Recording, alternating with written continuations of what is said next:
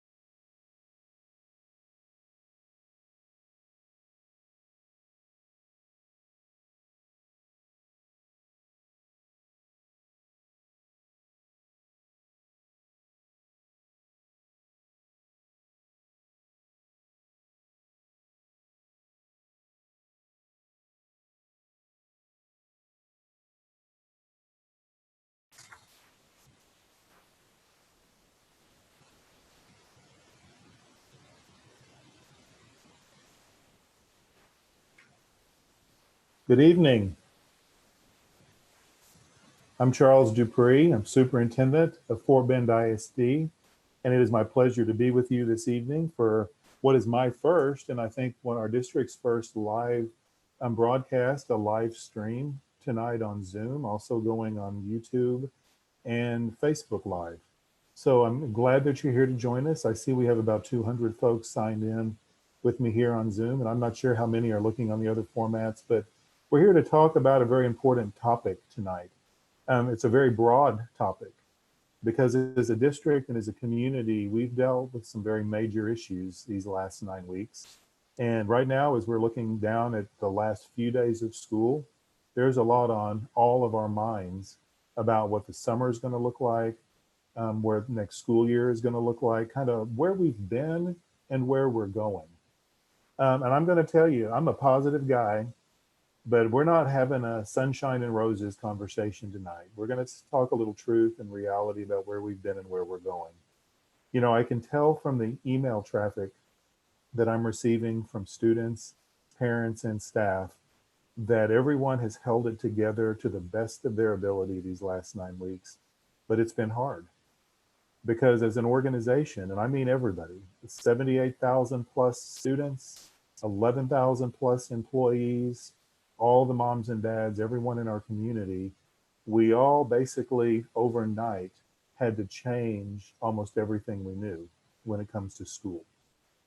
We, in a very short amount of time, a very unreasonably short amount of time, in what is virtually impossible, we began to do our best to teach students online by planning for about 2.5 to 3 weeks. I'm going to say I think we were successful, but I also know it's been a rough road. And many of the students I've heard from have expressed their concerns that they just miss their teacher and their classroom and the experience of being able to learn in that classroom all that they can possibly learn. Now, some students have enjoyed being at home and learning online. It's something that they're good at and they've felt very positive. But you know what? Everybody learns differently. And that's why this has not been a positive experience for all of our students. Same time, we have parents who've been having to spend a lot of time teaching their students, really holding them accountable and actually getting out the books and some of their old textbooks in some cases and sitting down and working out how to do that math problem. What do I remember from my childhood? And that's been challenging because many of our parents, if not most, have also been working from home, their own full-time job, while trying to support their children. So that's been challenging. It takes a toll to deal with those things. And of course, our staff, all of the district staff from every has been working from home as well. And our teachers have been teaching students from their dining room table, from their office at home, from their living room, many, many times with their own children at their feet doing their own schoolwork or playing while they're engaged in teaching other people's children. So as I said, I'm a positive guy, but this has been a challenging season. We're almost there. We're almost to the finish line. And I'm thankful that we're almost to the finish line, as I know many of you are. I think it has been a good season, but it's been an exceptionally rough season. And that's what we want to talk about tonight, because there's a lot of grief that we're dealing with in our community and in our school right now. You know, all of our students, no matter how old they are, to just leave their teacher and their classroom and their friends from school after three terms and to have to do the last 9 weeks from home, that is a lot to grieve. That's challenging. Everything was just changed overnight. And many of our students are continuing to deal with that grief. And we have systems in place to help. And we're going to talk about some more of that this evening. But we also now we're facing a lot of uncertainty because even as our governor and our state continues to discuss reopening and getting back to business, for you, our friends in Fort Bend ISD, perhaps the biggest question you have is what are we going to be doing next year? And I'm going to tell you honestly today, we don't have all the details. What we know for sure is that school is going to start on August 12th. I cannot say for certain, but I feel pretty certain that for parents who feel concerned about their students' well-being and possible exposure to the virus at school, we will still be providing some form of online learning for those students in a way that is different than what we're doing today, because it would be necessary to give grades and have assignments and have true teaching online with our teachers. I also believe it's possible that some students could be in school all day. I know many of our parents are expressing concern and worry about, what if I have to go to work and my child doesn't have school every day? How are we going to handle that? And those are all very honest and good questions for where we are as an organization right now. And we're going to work hard to answer every one of them in detail over the next several months. But for today, we don't have all those answers. So I'm going to ask you to continue to be patient and understanding, and know that we are doing our best to give you our best answers that we have available as quickly as we have those answers. Because you've heard me say probably various times online and in videos and on the media, we're looking at 3 plans. We're looking at maybe having some students or all students in school all day. We're looking at maybe being 100% online. And we're looking at a system that maybe some students are at home sometimes or in school sometimes. And all of those are viable options today until we know more. But what I do know is Fort Bend ISD and the Fort Bend ISD family is we are dedicated, committed to serving our students, our parents, and our community in the very best way possible. And that's why we're here tonight.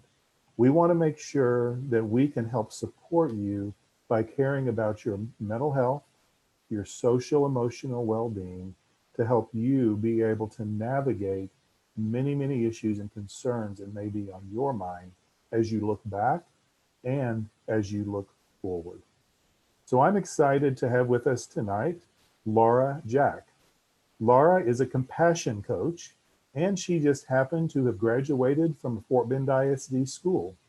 Her mother is Jan Schiff, and we have an elementary school, Jan Schiff Elementary, which some of you may attend, and that is Laura's mother. We have worked with Laura in our district for the last couple of years to really help shift our culture about care and concern for others. And so I'm proud to have her with us, especially because she's an FBISD graduate, but also because she's well-trained, well-experienced, and has great wisdom to share with us. We have some words to share tonight with some students. We also have words to share with parents, because parents carry a heavy burden in loving their children through these difficult times. So Laura, I'm going to ask you to join me, and I'm just going to let you take over the show for a few minutes and share some of your wisdom with us. And then I will tell you this as Laura gets started, but just a couple of housekeeping things.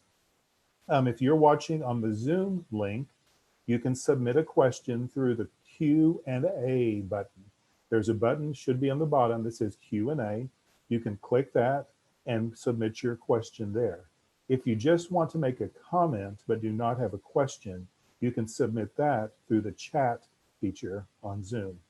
If you're watching on the video stream on YouTube, you can ask your questions there, and they will be forwarded to Laura and me, and we'll be doing our best to address as many questions as we can.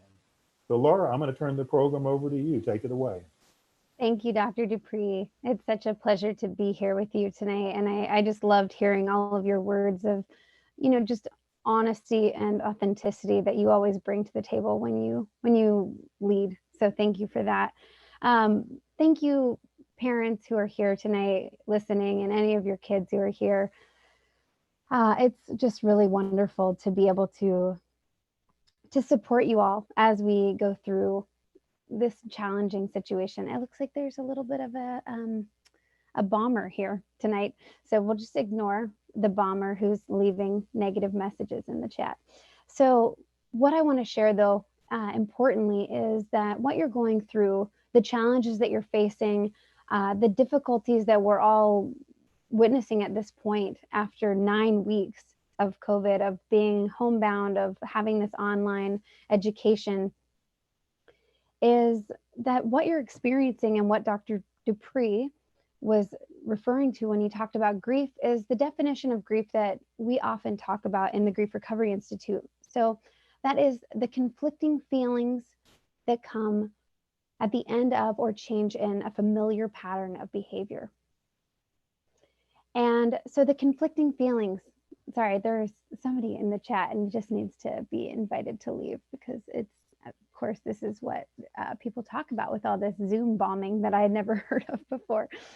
So, you know, a lot of times hurt people hurt people. So whoever's here, this fake Kimberly person who's leaving negative messages is to say that hurt people often do things that are very hurtful. And so just addressing that, you know, sometimes when people do and say things, especially in a time like this, a lot of times it's because they are experiencing their own grief.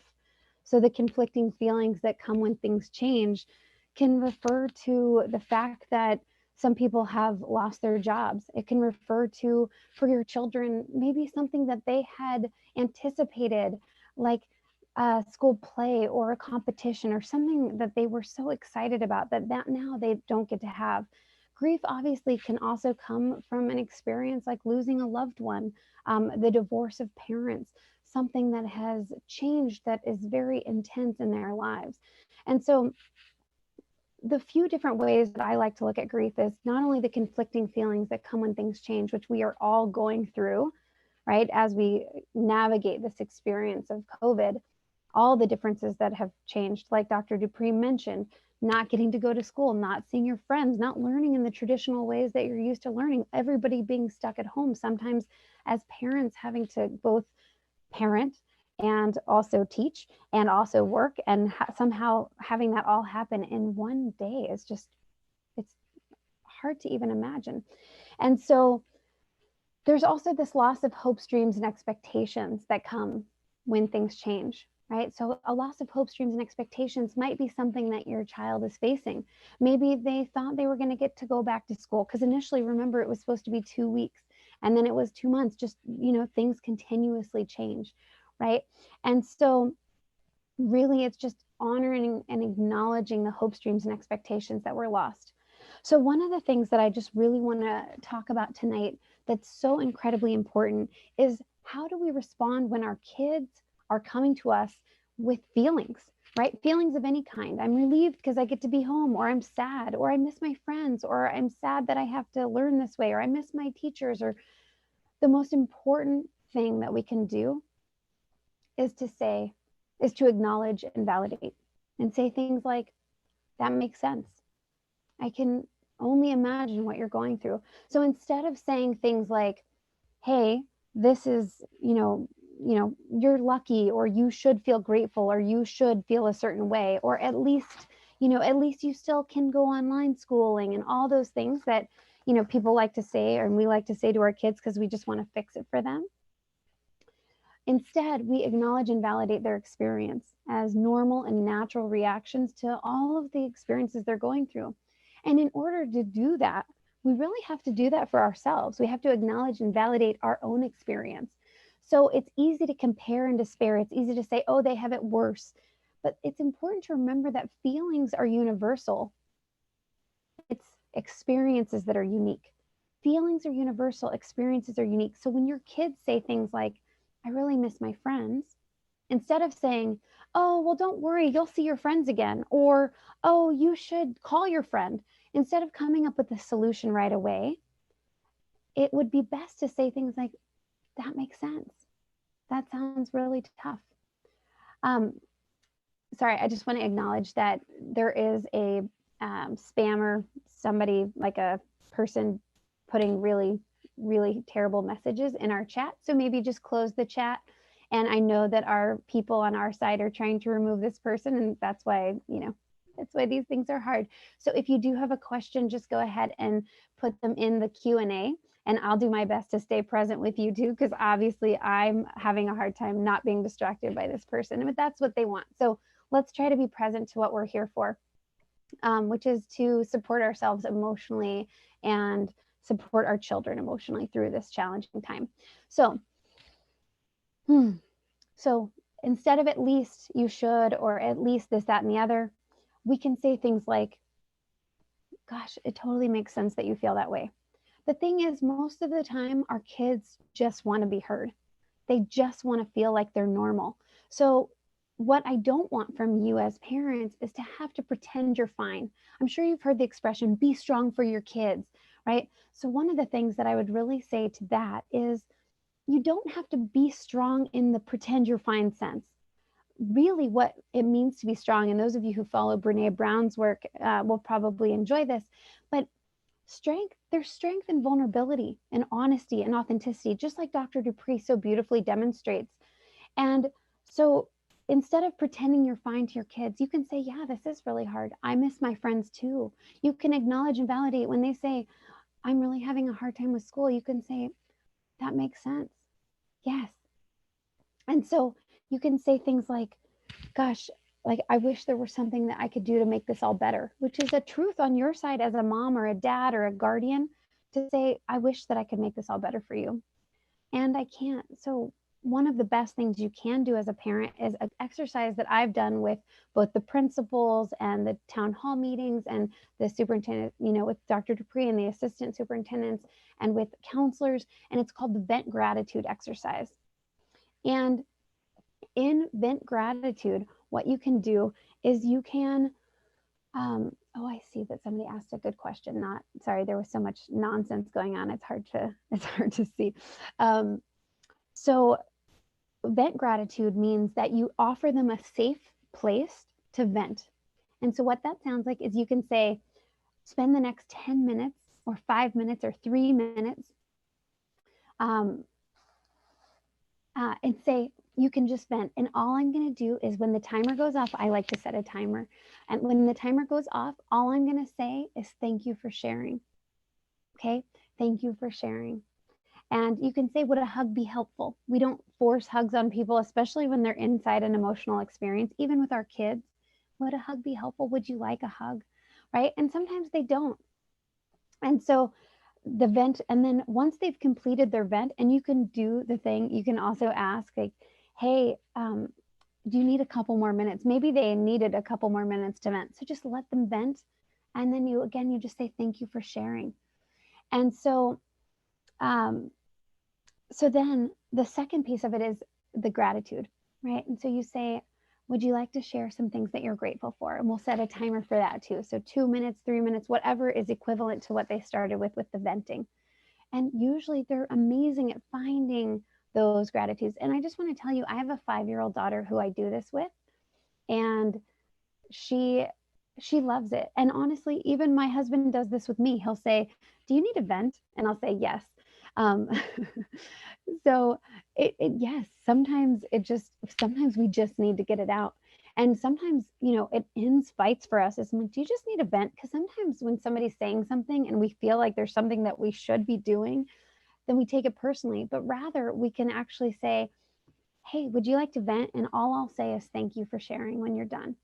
And one of the most beautiful things about that is a lot of times we just have to work it out ourselves. So that vent gratitude exercise, and you can even do that with your partner, with a friend. The thing is, though, when it comes to your children telling you things emotionally, the number one thing I really discourage is answering an emotional question with an intellectual response. So an emotional thing might say, gosh, I really miss my friends. And for you to say, oh, you know what, you'll have your friends back in no time, or why don't you call a friend? That's kind of an intellectual response.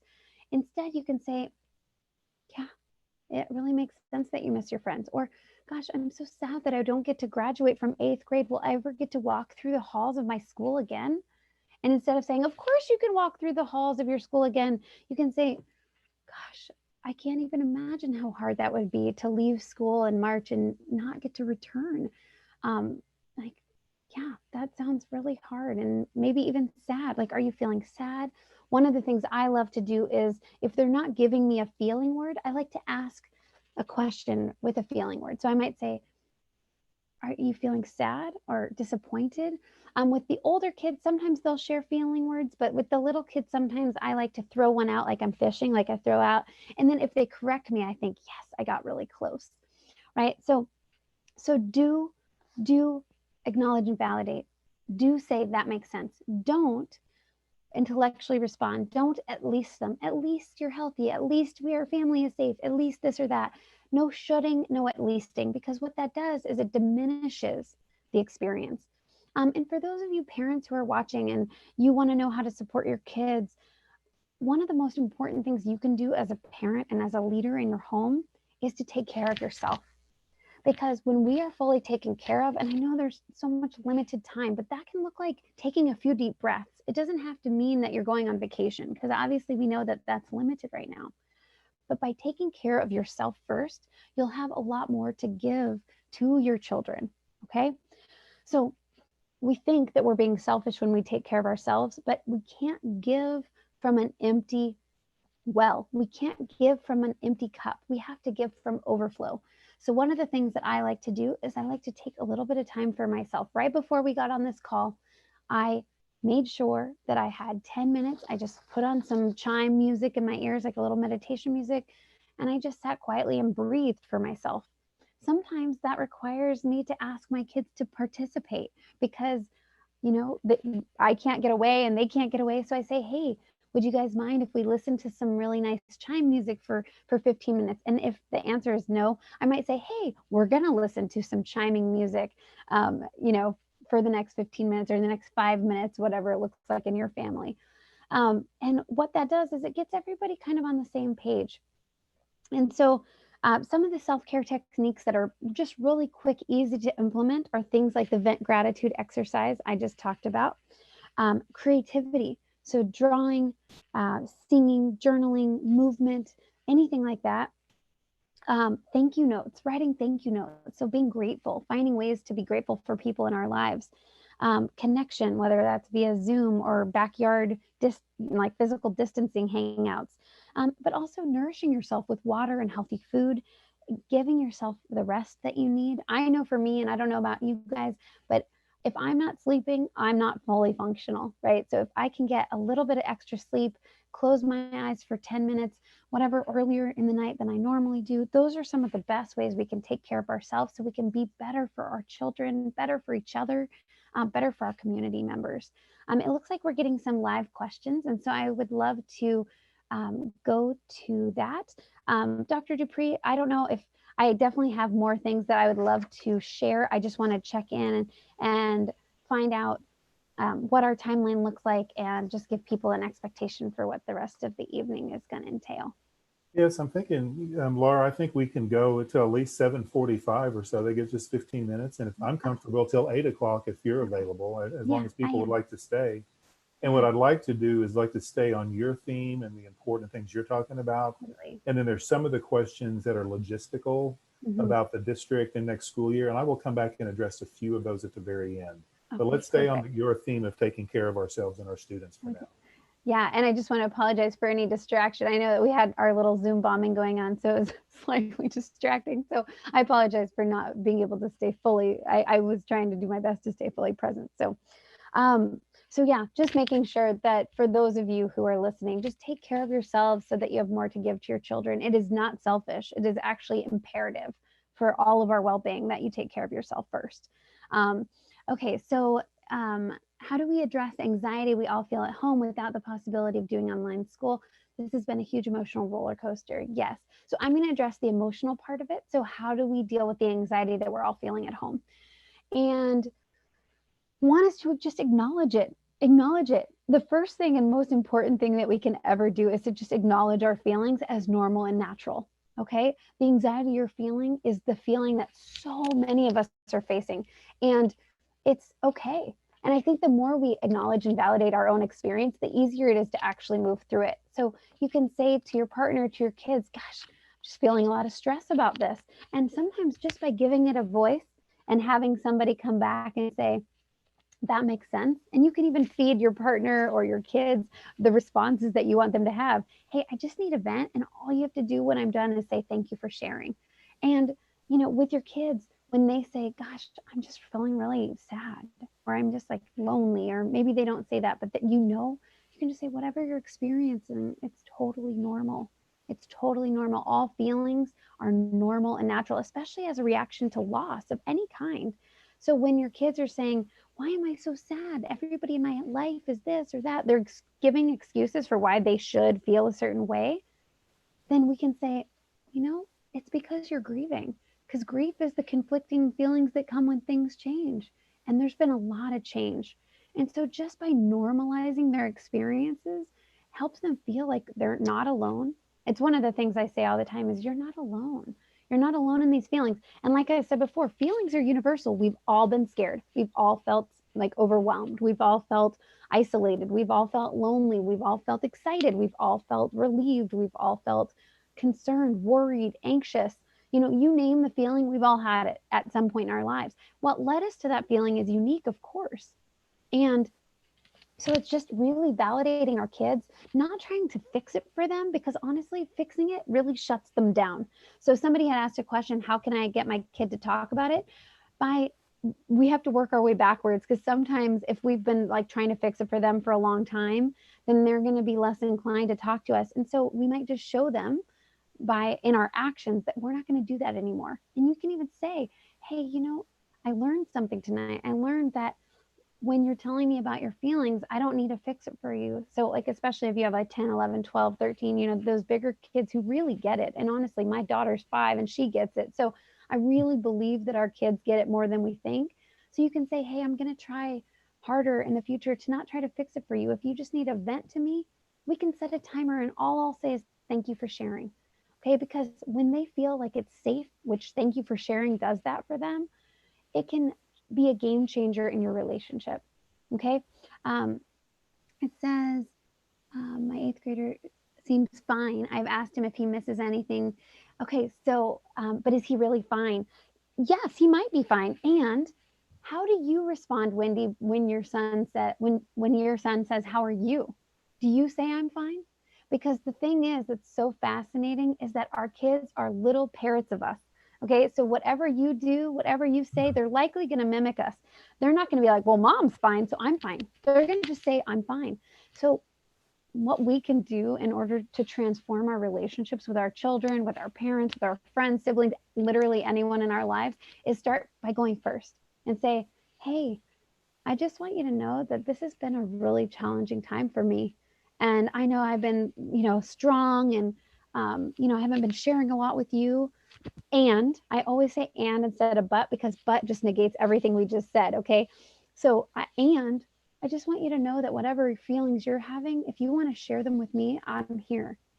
And then take away any expectations that they're going to share with you now. Okay. Because they're not. You have an established pattern. So you have to continue leading by example. Whenever in the grief world, we always say that you go first as the parent, as the leader, as anyone, right? One of the things that's really fun about going to any of Dr. Dupree's talks is he always shares part of his story first, because he's not expecting you to share if he weren't willing to share himself, right? So if you as the parent is willing to say, I'm just kind of having a hard time tonight right now, and I'm going to be okay, but today is hard. Today's a hard day. That might open up the floor for them to tell you the truth of whether they're fine or not, right? And so really just leading by example, telling the truth about yourself without making that about them or expecting an immediate response. It says, I have a question. Are we going to do that? Okay, I'm not going to answer that. Okay. How to help seniors to cope with lost graduations and feeling of closing? Yes. My gosh, Arturo, that's a great question.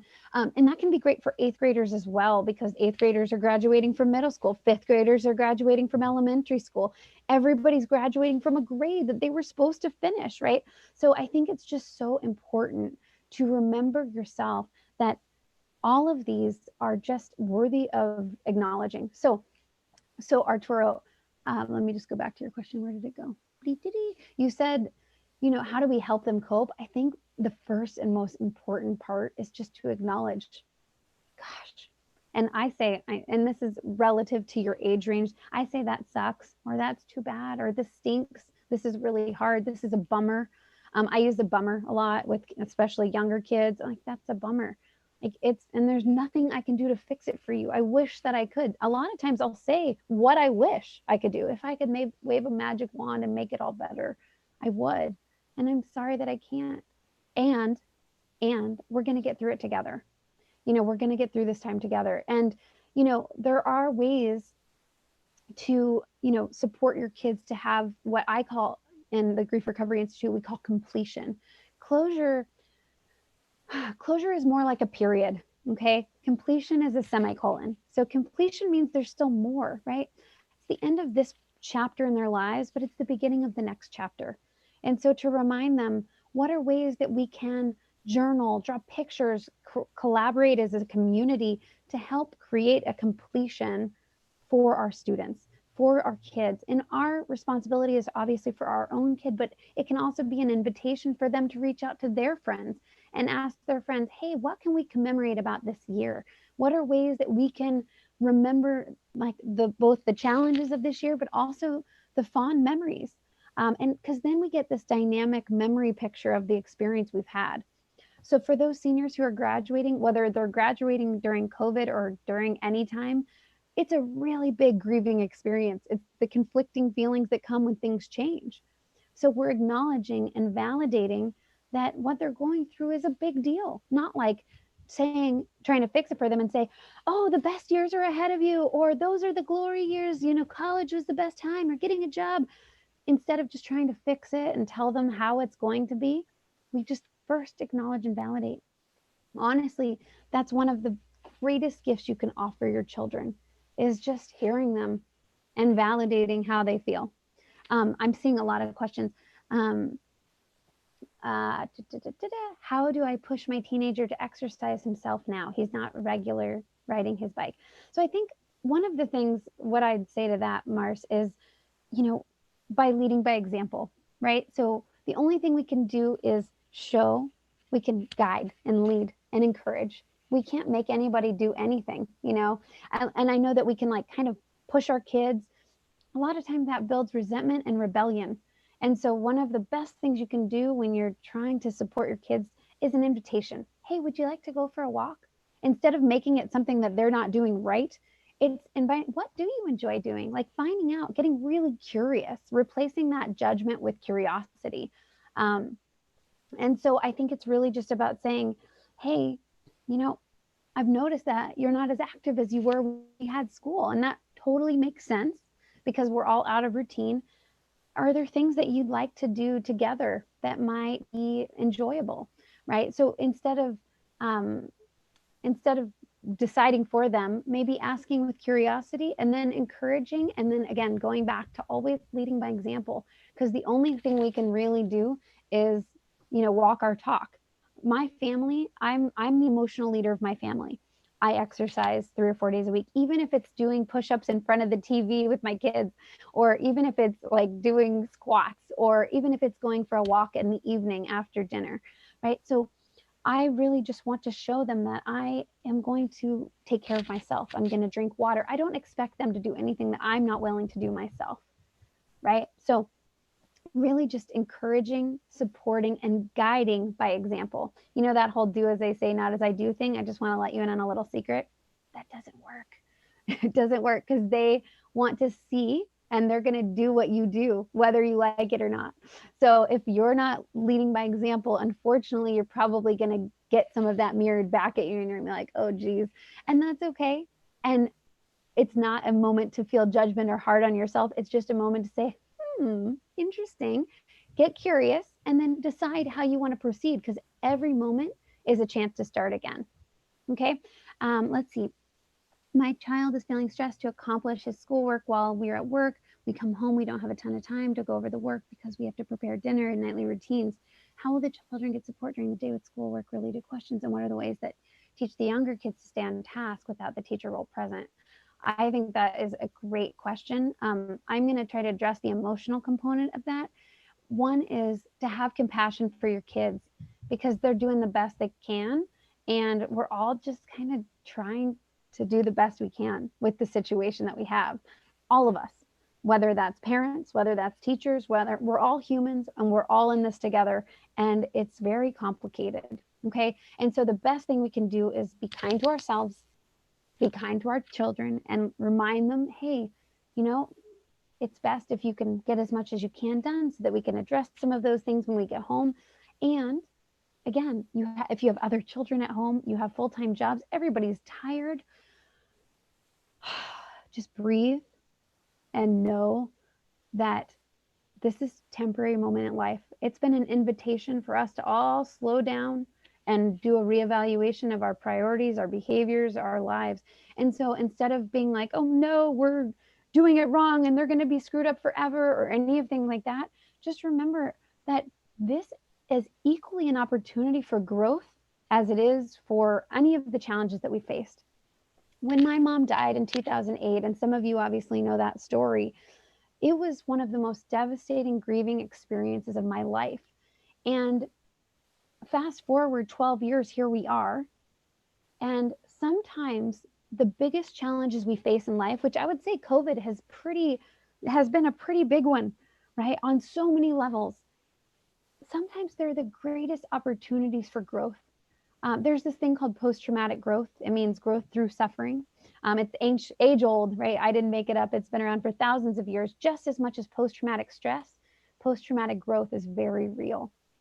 And sometimes it allows us to have a better appreciation for life, more intimacy in our relationships and friendships, just more connection to ourselves and what we truly want and desire.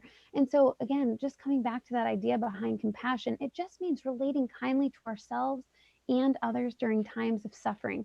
So, really, just having compassion for yourselves during this time is the best thing you can do. Take care of yourselves, breathe. When you need a moment, you take that moment. If you need to go inside the bathroom and cry, go inside the bathroom and cry. If you need to just cry right there in the public in front of your family, and you just say, this is just what people do sometimes. Sometimes we're just sad, okay? Because the best thing and how you're going to end up getting your kids to emote in front of you is by emoting in front of them. My daughter, I'd cry in front of my daughter and she'd be like, are you crying because you miss your mom? Because she knows that my mom died. And I'm like, no, I'm crying because I'm mad at daddy or whatever it is. And she's like, oh, and she's like, do you want a hug? And I'm like, yeah, again. And she's 5. So I know that with enough practice of you sharing, you telling them, say, hey, it's okay to be sad. Instead of it's okay to be sad, or it's okay to be mad. It's okay to be frustrated or confused, right? All of the feelings you have are okay. We're going to get through it together. So Laura, let me ask you a question because I Yeah. see one that ties perfectly into the one you're speaking to. Yeah. Kathleen is asking, how much do you share with your child on Yeah. what is going on with your life? For example, if you've lost your job. So I do the best to tell my truth about myself, and also not wanting them to have to fix it for me. Okay. So, what I like to do before I share with my children or young people in general is I like to process it with an adult.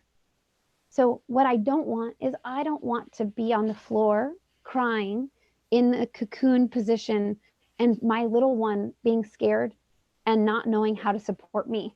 Okay. That's not what I want. What I want is to be able to tell my truth, let them know what's going on, and also be and we're going to figure it out. Okay. We're going to get resourceful. Even if we don't know what's going to happen, nobody ever knows. That's the truth of life. And so, one of the best things you can do is process it with an adult, find somebody who is here and do a vent gratitude with them.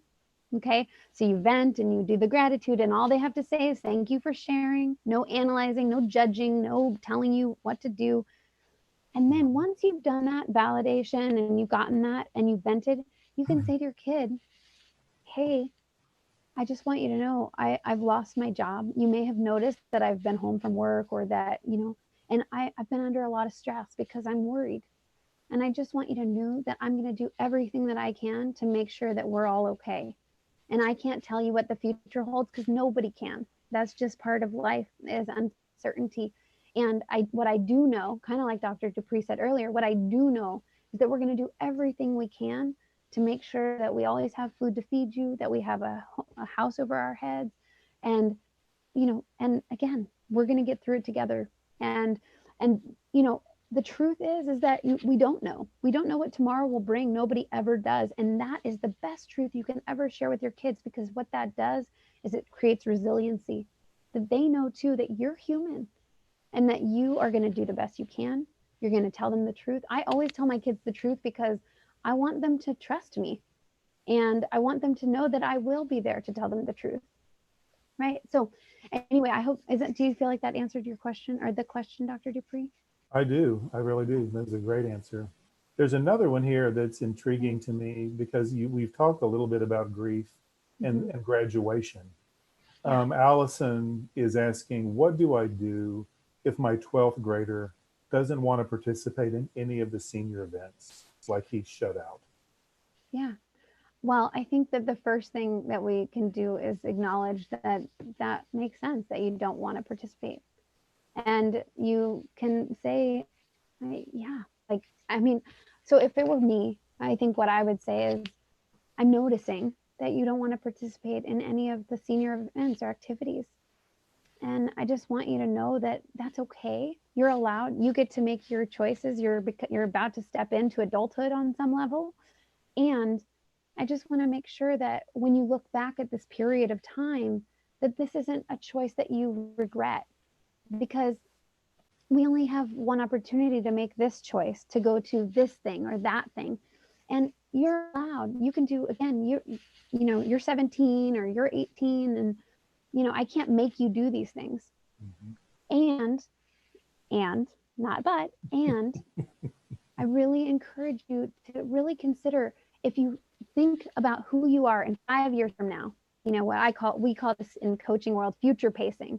So you future pace 2-3 years from now. Will you look back at this time and wish you had participated?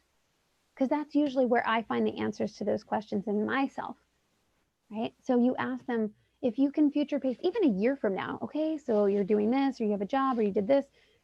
When you look back, do you think you'll wish that you had, or you think you'll be at peace that you hadn't? And don't have an answer for them. So try to remove all judgment, like throw that judgment out the window, come with pure curiosity. If you look back, do you think you'll regret this? And then see if they can find a genuine answer within themselves. So we've kind of got another question that Patsy's asking, and this is a challenging one, I think, for parents. Yeah. I've talked to some families dealing with this kind of situation. She says, I have an autoimmune disease and initially told my 13-year-old that we can't go out so we don't risk me getting ill. I'm high risk. She's basically high risk. Yeah. So after 9 weeks of isolation, she told her son we should go out wearing our masks and gloves. And her son said, no, because you can get sick. So obviously the son has taken the mother's care very seriously. For sure. How can she navigate that? How can she reverse his way of thinking and help him deal with that? That's such a beautiful question. And what a lovely, lovely, caring child to love you so much that he doesn't want anything to happen to you. So I just want to acknowledge first, how sweet that is. It brings me to tears a little bit. So I think one of the best things you can do is you can say, when we started this journey 9 weeks ago, there was a lot of uncertainty. There was a lot of things that were very unclear.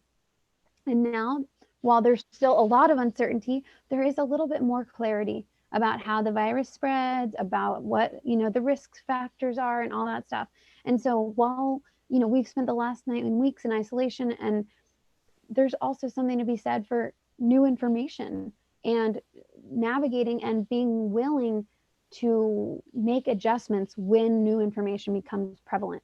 And so for your son, I think letting him know you're also taking your health seriously, and you don't need him to decide that he has to be, worried about you. And just to remind him, one, thank him, because what a beautiful, thoughtful gesture on his side. And say, okay, we've come a long way. We're learning a lot about this virus. And, there are also mental health risks involved in staying in isolation for the next 18 months. So we can take calculated risks. There's a difference between being, whatever, we don't care, and going out in the world, versus we're going to take calculated, really intentional outings where we go only outside, or going only in nature, wearing our masks and gloves, whatever. So just have that really honest conversation. We have new information, we're going to make new choices, and we're going to be really intentional about how we do it. Right. And so, and again, just reminding him and having gratitude for your children for how brave they've been through this journey.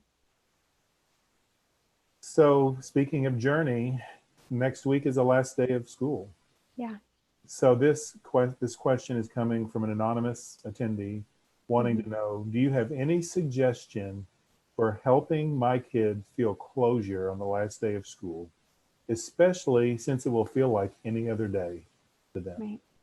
Right. And that's kind of the weird thing about birthdays and anniversaries and all these special occasions that are happening right now, is they kind of feel like any other day. So one of the best things that I would highly recommend is have your child write their school and their end of day and their end of year and like whatever, however this looks to them, okay? Because it can be creative, a letter. Dear, you know, for me, I went to Clements, so I don't know if I'm allowed to say that, but I did. I went to Clements. So, dear Clements High School, thank you for the memories. Thank you for the ups and downs. Thank you for the times in the hallway. Thank you for my teachers. And you can even like almost as if you want an award, you want a Grammy or an Emmy or an Oscar or something, and you're coming up to give your acceptance speech. Okay.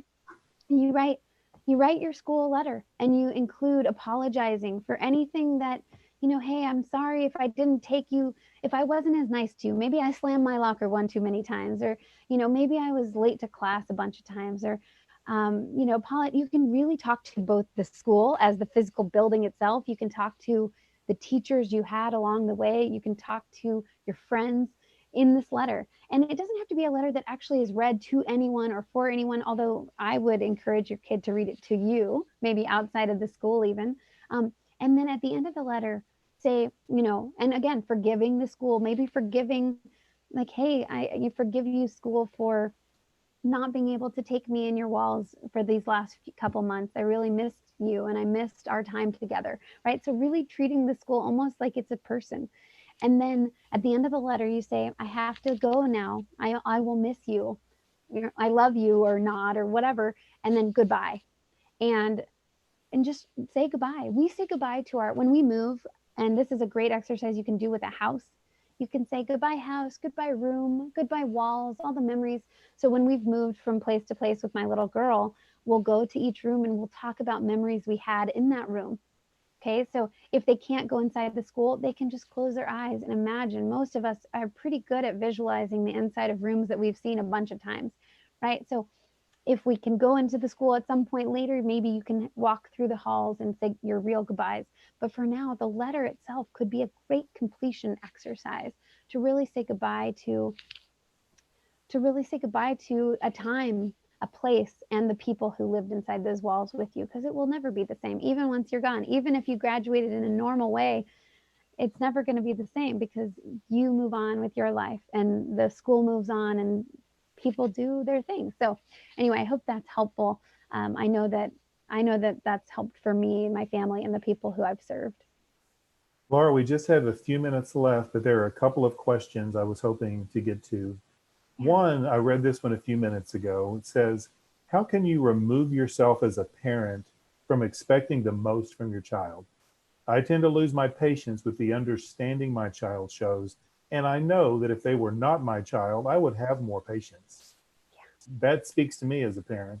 Any advice on that? I've realized it, and then I check myself when it happens. I close my eyes and say, stop, in my head. What other advice would you have for that parent?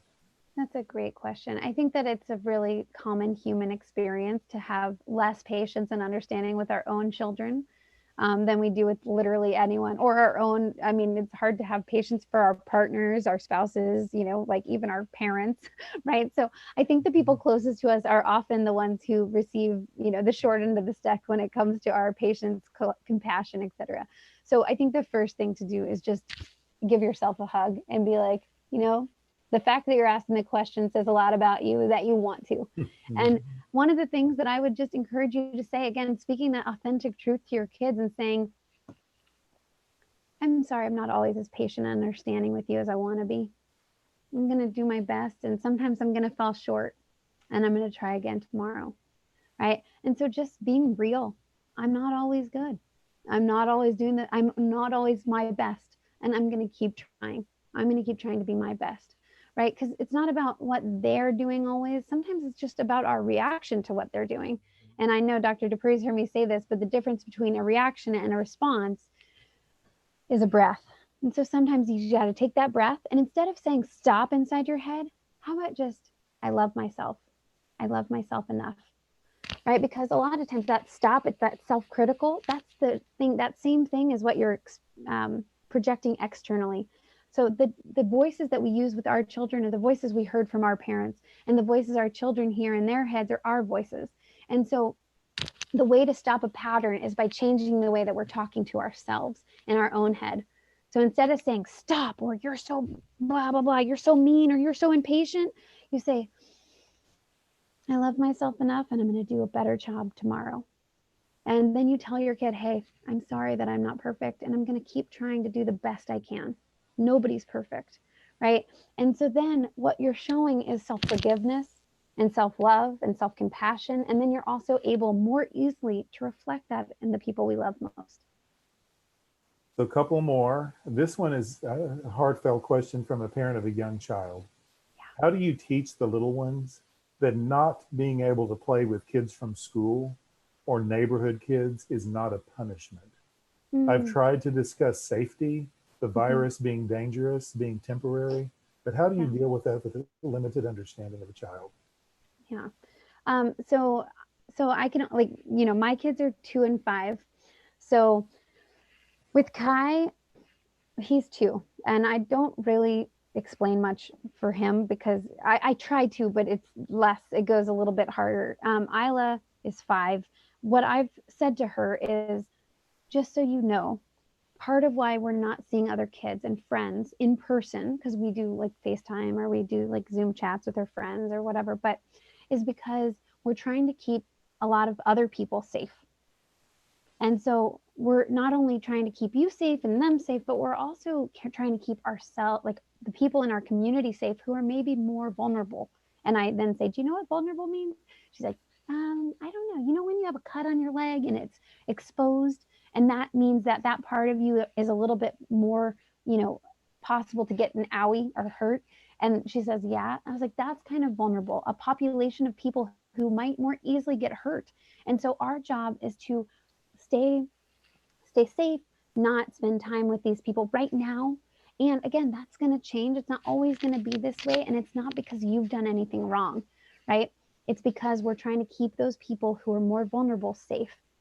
Okay. So that's really what I say is I help her understand that it's not about her. It's not because we don't love her. It's not because we don't trust her, but rather it's because we want to make sure that we're doing our part to keep the community safe so that we can get back to life as we knew it on some level at some point soon. So Laura, do you have any closing comments for us? You've given a lot. There's a few questions we haven't gotten to, but I think you've covered them all in very broadly. Yeah.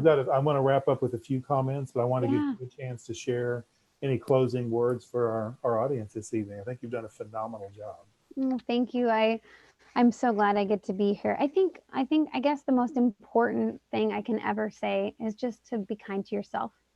When you show yourself compassion, when you take care of yourself, when you don't have that mean internal dialogue, which you can't remove until you recognize that it's there, it's a lot harder for us to be kind to others.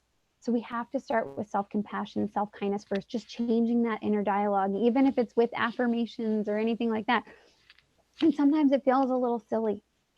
And even when it comes to the silly things in life, sometimes it's the silly things work. And so do the best things you can for yourself, whether that's taking a bath, taking a deep breath, taking just a moment by yourself, having a vent gratitude session with a friend and teaching them to say thank you for sharing. As you fill your own cup back up, whatever that looks like to you, the kind of person, the kind of parent, the kind of friend, the kind of teacher, the kind of teacher, I'll put it in quotes if you're parenting and teaching at the same time, the more effective you're going to be because you have taken care of yourself.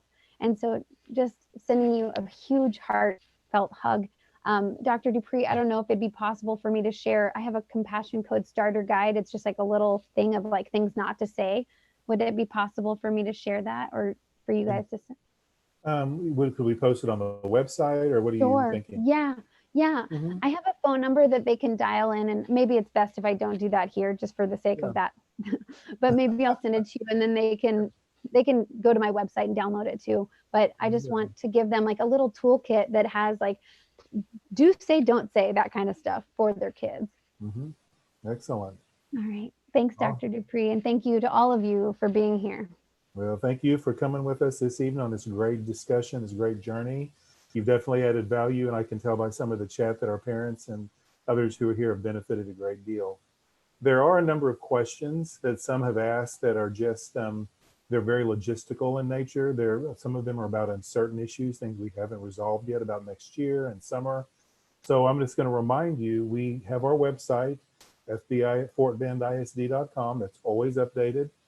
I do videos about every week or so. We do written updates. So we're going to keep you informed every step of the way as decisions are made about summer school in light of the governor's announcement yesterday, as well as next school year. So just stay engaged. If you have specific questions, we've seen questions out here this evening about yearbooks and color guard and sports. Talk to your coaches, email your principal, your campus. The campus staff are here to support you. And so please deal directly with them on some of those issues that you can trust. We're going to keep you informed every single step of the way. So just keep in touch with us on our website. And again, I appreciate you so much, Laura, and I appreciate our staff who put all this together, because this has been a very long 9 weeks for our community. But I'm proud of our parents for becoming teachers. I'm proud of our students for staying the course, for working hard. We've engaged about 98% of all of our students consistently. So it's been good despite some of the rocky way that it's gone, but it's been exciting. And definitely we've learned some things for the future. So we're going to sign off for tonight, and I'll look forward to seeing you again through my videos or our email communication. But it's likely we'll do another one of these live web events at some point in the next month or two. So you all have a great evening, and thank you for being our partner. Thank you for being in Fort Bend ISD, and thank you for being with us tonight. Good evening.